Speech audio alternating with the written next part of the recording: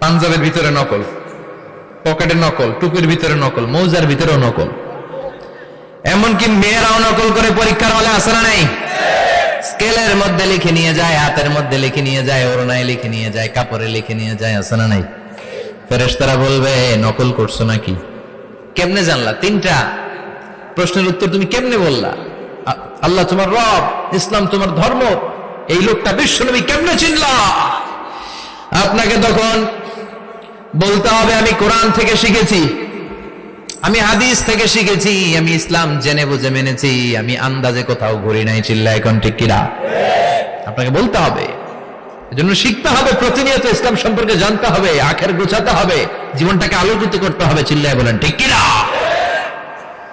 চারটা প্রশ্নই যখন হয়ে গেল, ফেরেশতারা বলবে আহলান ওয়া সাহলান ওয়া মারহাবান বিক, খোশামদেদ, কংগ্রাচুলেশন, খোশামদেদ, কংগ্রাচুলেশন, সব প্রশ্নের উত্তর তুমি পেরেছো।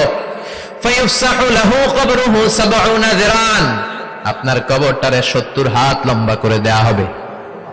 ওয়া ইফতাহু লাহু বাবুন ইলাল জান্নাহ, আপনার কবর থেকে জান্নাতের দিকে দরজা খুলে দেয়া হবে।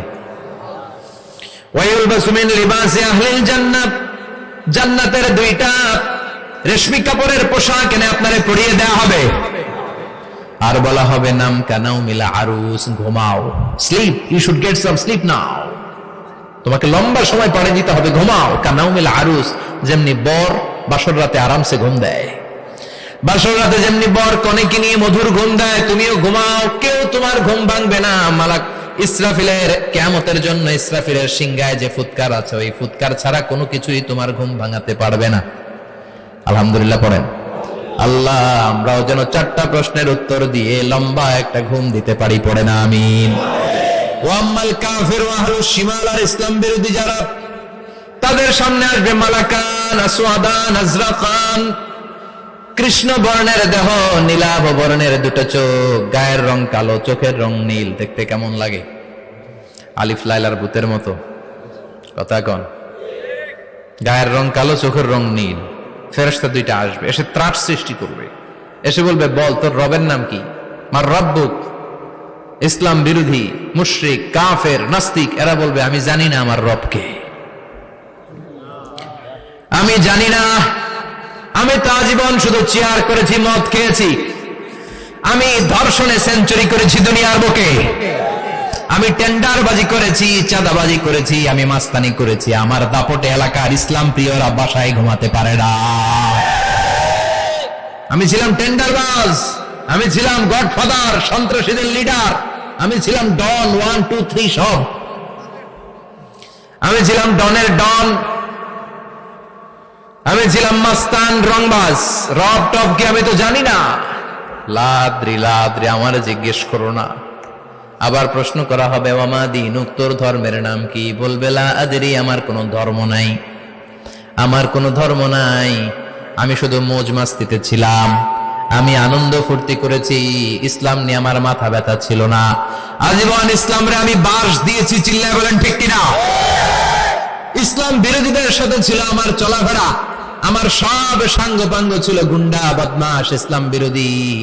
রব কি, ইসলাম কি, এগুলো আমি জানি না, আমার এগুলো জিজ্ঞেস করো কেন? ধর্ম কি আমি জানি না, আমি কিচ্ছু মনে করতে পারছি না।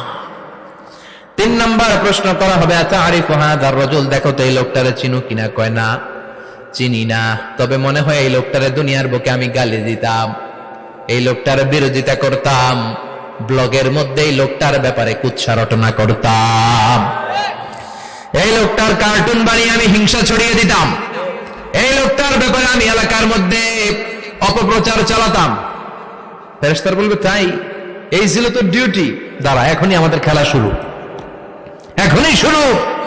ফায়ুতরাকু বিমাতারিকা মিন হাদিদ, লোহার একটা হাতুড়ি দিয়ে মাথা থেকে পা পর্যন্ত পিটানো হবে, পিটিয়ে ওর গোশতের হাড্ডিগুলোকে থেতলে ফেলা হবে। ওয়ায়ুকালু লিল আরদি ইলতাইমি, কবরের দুই পাশের মাটিরে বলা হবে এবার দুই দিক থেকে তোরা চাপ দে, চাপ দেয়া হবে, ধাক্কা ধাক্কি করেও সে সুবিধা করতে পারবে না, মাটি আস্তে আস্তে আস্তে আস্তে দেহের দুই দিকে লেগে এমন জোরে দুইটা চাপ দিবে, ফাতাখতালিফা আদলাউহু, তার ডান পাশের পাজরের হাড্ডি বাম দিকে ঢুকে যাবে, বাম দিকের হাড্ডি ডানে চলে যাবে। বিশ্বনবী বললেন এই হাতুড়ি দিয়ে পিটানোর শাস্তি, কবরের চাপ দেওয়ার শাস্তি চলতেই থাকবে হাত্তাল কিয়ামা, কিয়ামত পর্যন্ত। আল্লাহ এই কবরের শাস্তি থেকে আমাদের বাঁচাও। আমরা এই আযাব পেতে চাই না, আমরা যেন ঠিকভাবে কবরের 4টা প্রশ্নের উত্তর করে দিয়ে লম্বা ঘুম দিতে পারি। আল্লাহ তুমি তৌফিক দাও। এজন্য আল্লাহ বললেন, গোলাম দুনিয়া নিয়ে পাগল হয়ে থেকো না। এই দুনিয়ার জীবন আসল জীবন নয়, আসল জীবন হলো কবরের জীবন। জোরে বলেন ঠিক কিনা? এই জন্য মাঝে মাঝে কবরে যাবেন, কবরস্থানে দাঁড়িয়ে চিন্তা করবেন, এই জায়গায় আমারও আসতে হবে। দিন যাবে, রাত আসবে, বৃষ্টি হবে, শীত আসবে, কেউ আমার দেখতে আসবে না। একা থাকতে হবে, একা, বড় একা, অন্ধকার, বড়ই অন্ধকার। ওই কবরের জীবনের সামান গোছানোর দরকার আছে না?